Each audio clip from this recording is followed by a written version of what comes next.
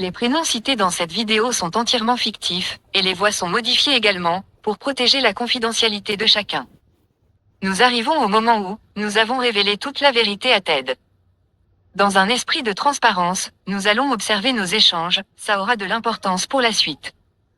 On peut constater que, c'est via WhatsApp que j'ai dû lui envoyer le fameux enregistrement vocal original, qui dure 58 minutes, car le fichier était trop long. Ensuite, nous pouvons lire que Anissa a minimisé ce qu'il s'est passé avec Manuel, l'ex-meilleur ami de Ted. Elle se dédouane de toute responsabilité. Mais vous avez écouté sa réaction en live au chapitre précédent, où quelques secondes après ses attouchements forcés, elle me dit qu'elle est une bête de sexe et que je dois faire gaffe. Pour ensuite me raconter ce que Manuel lui a fait, puis ajouter, mais j'avoue que tu es en mode super sexy, sous-entendu que, je l'ai recalé lui, mais si toi tu me ferais la même chose, je ne réagirais pas pareil avec toi. Au vu de mon viol qui a suivi, il est clair que ce qu'elle voulait dire, c'était qu'elle n'aurait pas seulement fait que se laisser faire, cette prédatrice. On peut lire également sur cette image, qu'elle a bien avoué que, lors du poker, des mains se sont perdues sous la table entre Anissa et Manuel, devant sa filleule, mineure d'âge. Et c'est à ce moment précis, que j'ai pris la décision de commencer l'enregistrement vocal. Ensuite, nous pouvons voir ici que, j'étais bien aux toilettes lors des attouchements forcés entre eux, et qu'ensuite Anissa, au lieu d'être dégoûtée de ce qu'il s'est passé, l'a excitée au plus haut point. On voit bien que la chronologie des événements correspond. Ensuite, très important, on peut lire que Anissa affirme être sûre qu'elle n'a jamais touché personne. À la suite de quoi, attention, spoil, une affirmation qui sautera, vous le constaterez plus tard dans cette vidéo, avec les vocaux que Ted m'a envoyés. Il va lui demander de jurer sur la tête de sa filleule qu'elle n'a touché personne, à la suite de quoi, elle s'est mise à pleurer, sans répondre. Sur l'image suivante, comme je l'ai dit dans le chapitre 2, j'ai eu 2 amis d'enfance qui se sont suicidés, et je m'inquiétais pour Ted. Ensuite, ici on peut lire que Anissa a parlé de ses attouchements forcés à son ami infidèle, mais qu'elle n'ose pas en parler à Ted. Comme quoi donc, je n'ai rien inventé. Et après, j'explique que, la mimique et expression corporelle de Anissa, lorsque je l'ai retrouvée près de la porte d'entrée en sortant des toilettes, les mains jointes autour de son nez, ainsi que son expression faciale, était exactement la même qu'à la fin de mon viol, et qu'elle n'a pas eu ce qu'elle espérait. Ce qui laisse bien peu d'hypothèses sur la façon d'interpréter cette observation, à savoir, elle refoule ses pulsions. Ensuite, Ted me demande si Carla, la filleule de Anissa, n'a pas réagi lors du viol.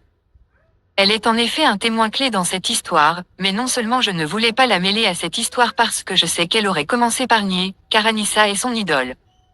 Mais surtout parce que c'est vraiment une petite que j'ai adorée et qui est si géniale. J'ai refusé de la mettre dans une situation inconfortable à nouveau, comme sa marraine l'a fait. Au détriment de ma justice personnelle, j'ai refusé de l'utiliser, pour la protéger. Mon avis aujourd'hui a changé, mais on verra ça plus tard.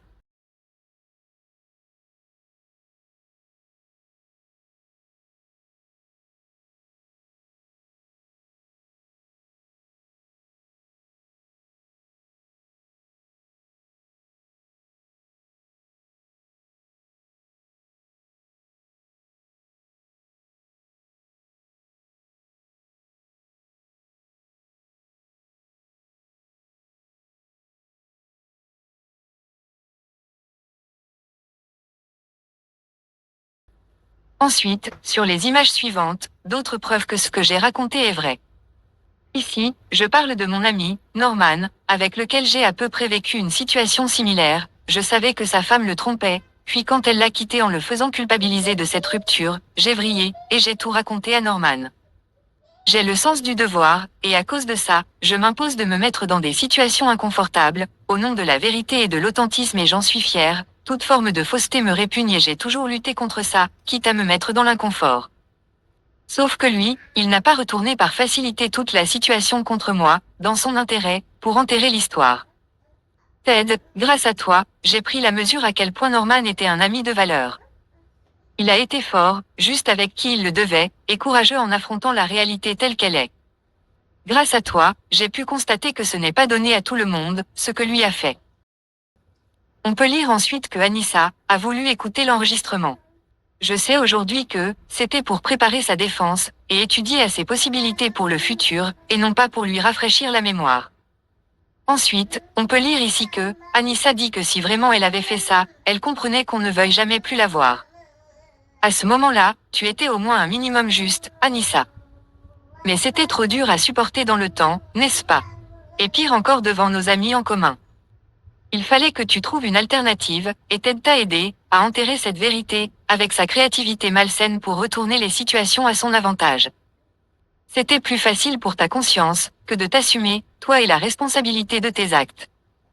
Et pour finir, on peut lire que l'amie de Anissa, Mélanie, avait bien été infidèle à son copain, et qu'elle avait recommandé cette façon de faire à Anissa, pour que son couple s'emporterait mieux, comme j'ai expliqué au chapitre 2.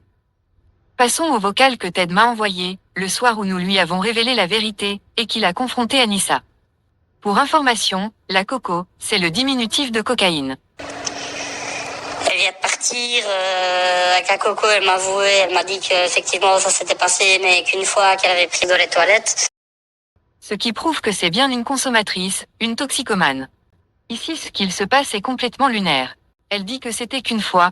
C'est totalement faux. D'ailleurs, peu de temps avant l'anniversaire de Estelle, en mai 2021, j'avais eu une énorme dispute avec elle sur ses addictions. Elle me reprochait que je ne laissais jamais Anissa et Alex sortir entre filles. J'ai répondu à ses reproches en disant que ça n'arriverait jamais, parce que vu ses consommations illicites, ce n'était pas quelqu'un de confiance, que moi et Alex on n'était pas dans ce délire-là, et que je ne prendrais jamais le risque qu'Alex se laisse tenter et influencer, bien que j'aie confiance en elle, mais Alex comprenait ma décision, et que du coup elle n'insistait pas pour faire ses sorties avec Anissa. Car elle disait qu'elle n'aurait pas l'esprit tranquille, elle non plus, que je sorte entre hommes avec des gens qui consomment ces saloperies-là, des drogues dures. Inutile de dire que ce conflit ne s'est pas bien terminé, mais Anissa a fini par admettre qu'elle comprenait nos limites, qu'elle n'en parlera plus, qu'on continuerait de se voir à nous quatre, qu'elle ne voulait pas nous perdre. Ensuite, autre moyen pour minimiser les faits que Ted pourrait lui reprocher. Elle se sent piégée, et elle sait qu'elle ne pourra pas tout cacher à Ted. Alors elle a choisi de dire que ce n'est arrivé qu'une fois, qu'elle a pris de la cocaïne, ce qui déjà est entièrement faux. Anissa est quelqu'un qui, dans un groupe, sort un peu du lot, de par son excitation, quelqu'un de très ouvert, très désinhibé et qui ne maîtrise pas ses paroles, et parle énormément, ce qui est déjà 4 symptômes indiscutables sur les personnes qui consomment cette drogue. Ce qui montre bien, qu'à l'insu des gens qu'elle fréquente, elle consomme cette substance souvent et se crée des opportunités pour le faire discrètement, entre autres par son excuse de « j'ai une petite vessie » et va souvent aux toilettes. Que pour les paroles, elle peut pas me jurer à 100% de pas l'avoir dit, parce que voilà, on est en bu ceci, cela, mais que elle est sûre de rien avoir fait. Puis je lui ai demandé si elle était sûre à 3000% de pouvoir jurer sur la tête de sa fiole, ceci, cela, de pas avoir eu à se déplacer derrière elle. Elle a commencé à pleurer, elle m'a dit que si elle était comme ça, elle avait plus qu'à se jeter d'un pont, patati patata.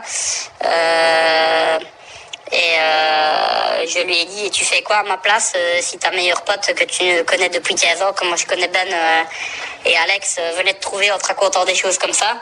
Et là, elle a plus rien dit pendant 10 minutes et puis elle a pris son sac et elle vient de partir. Et en partant, elle m'a dit si c'était tes potes, enfin mes potes qui venaient me dire ça, je les croirais comme toi tu le fais. Elle a pris la porte, elle est partie. Donc voilà, en pleurs, elle vient de prendre sa bagnole, démarrer en furie. Et j'espère qu'elle va pas faire une connerie parce que voilà quoi.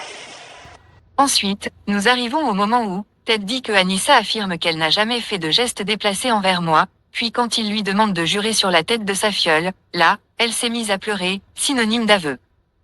Ensuite, n'ayant pas d'autre alternative pour se défendre, elle a commencé à se victimiser la manipulatrice, en disant que si elle était vraiment comme ça elle avait plus qu'à se jeter d'un pont, et patati et patata. Elle avouera ensuite que ça n'a aucun sens que des amis de longue date l'accusent de ça, ce viol, si ce n'était pas vrai, elle prend son sac et part en pleurs de la maison. N'est-ce pas là, encore une fois le comportement de quelqu'un qui se sait coupable? Mais non, c'était trop dur de porter tout ça, n'est-ce pas, Anissa? Toi ensuite, tu as décidé de revenir, pour mesurer l'ampleur des dégâts, en écoutant l'enregistrement vocal, préparer ta défense et étudier tes possibilités de porte de sortie pour t'échapper et fuir la responsabilité de tes actes, espèce de lâche.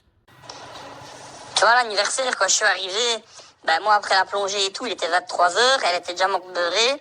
Et quand je suis arrivée, elle est venue contre moi, elle m'a dit mon biquet, t'es trop sexy. Elle a commencé à m'embrasser, à avoir sa main un peu sur ma cuisse, là, et à me dire qu'elle avait envie de moi.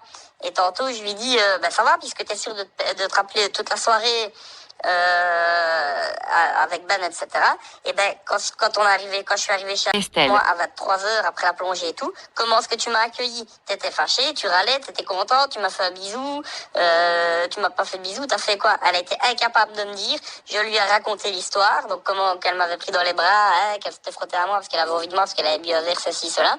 Et après, elle a commencé à chouler, et je crois que là, elle a commencé à tilter qu'en fait, quand elle avait bu un verre, elle se souvenait plus de ce qu'elle faisait, parce que, et je lui ai dit, tu te souviens déjà pas de ce que t'as fait avec moi à la nif Estelle. mais tu me jures mordicus que t'as touché personne à la nif d'Alex, du coup, donc à la dernière soirée. Donc voilà, et là, je crois qu'elle ne sait plus elle-même ce qu'elle a fait ou pas fait. Je dis pas ça du tout pour prendre sa défense, mais ça, d'habitude, elle sait pas mentir. Et là, j'ai vu, parce que j'ai poussé loin, j'ai dit que si elle avait des choses à dire, c'était le moment de les dire, que ça le soulagerait sa conscience, que c'était maintenant, si je devais pardonner, et pas plus tard, qu'après ça serait trop tard si je reprenais les choses. Enfin, tu vois, j'ai gueulé un peu, j'ai été loin, j'ai mis la pression. Et je pense vraiment, en fait, qu'elle sait probablement qu'il s'est passé un truc, mais qu'elle ne sait plus elle-même, quoi. Et que voilà. Mais moi, je lui ai dit... après, je suis chaque fois le méchant quand elle a bu un verre à dire arrête de boire, t'es en mode déchet, voilà. Ceux qui empêchent leurs femmes de boire et qui la jettent dans la bagnole pour retourner chez eux quand elles vont trop loin, eux, moi, ils n'ont pas des problèmes comme ça, ils passent peut-être pour les mauvais, mais au moins, ils sont tranquilles dans leur couple. Ici, Ted met le doigt sur le fait que, lorsqu'Anissa boit un verre, et plus encore dans son dos, elle était incapable de décrire ses fins de soirée, comme à l'anniversaire de Estelle. Du coup, quand il lui demande comment c'est fini, l'anniversaire de Alex, lorsque j'ai été violée, Ted lui demande comment peut elle jurer qu'il ne s'est rien passé avec moi, à la suite de quoi elle finit en pleurs. Lui qui l'a confrontée, il dit ensuite qu'elle sait qu'il s'est passé quelque chose cette nuit-là, mais qu'elle ne sait plus quoi.